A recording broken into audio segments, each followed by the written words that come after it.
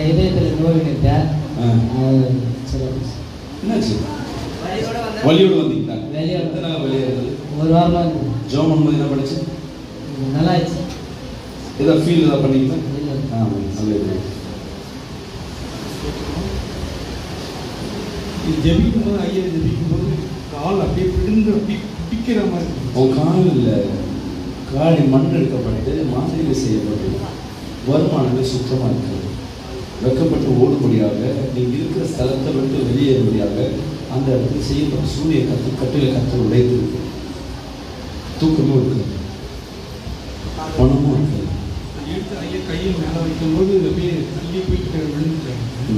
இப்போ கொஞ்சம் ஃப்ரீயாக இருக்குது. கால் வெளியோட வந்தீங்கன்னா வலி இல்லையா?